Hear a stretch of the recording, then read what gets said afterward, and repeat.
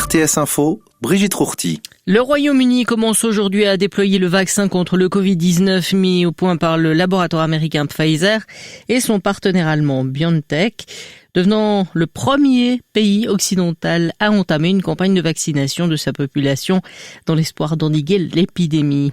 Alors que le Royaume-Uni est le pays européen le plus affecté par la crise sanitaire avec plus de 61 000 décès recensés, le Premier ministre Boris Johnson espère inverser la tendance en mettant en circulation ce vaccin avant les États-Unis et l'Union européenne. Éreinté par les juges, fragilisé par des témoins fantaisistes et désormais privé de son principal avocat qui a contracté le Covid-19, la guérilla de Donald Trump contre sa défaite électorale est en train de virer au fiasco.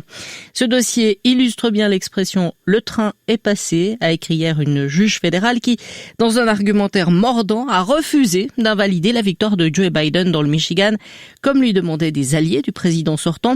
Le peuple a parlé, a-t-elle ajouté en dénonçant des allégations de fraude basées sur de simples spéculations et conjectures.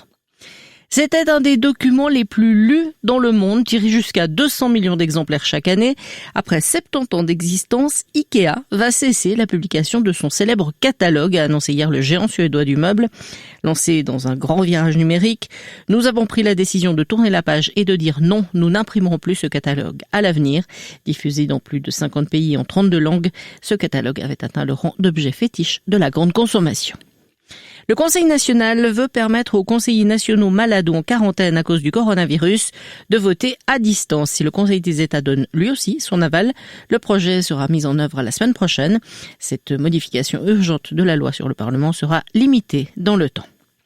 Genève est devenu le premier canton à accorder des congés de naissance aux parents qui ont recours à une gestation pour autrui. Dans le secteur privé, plusieurs multinationales offrent également ce genre de congés à leurs collaborateurs. Enfin, le breakdance fera ses premiers pas dans l'arène olympique aux Jeux de Paris en 2024.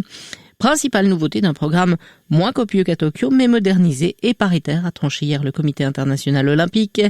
Étape clé dans la préparation des JO parisiens, la commission exécutive du CIO a validé un menu destiné à réduire le coût et la complexité liée à l'accueil des Jeux, selon son patron Thomas Bach.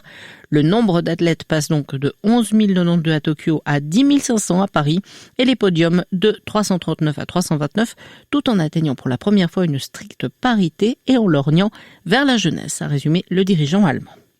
Temps généralement sec aujourd'hui, mais souvent nuageux, quelques flocons possibles dans les Alpes, surtout dans le Haut-Valais et sur le Jura, puis dans toutes les régions pendant la nuit. Avec une limite entre 500 et 800 mètres, il fera de 2 à 4 degrés au meilleur de la journée.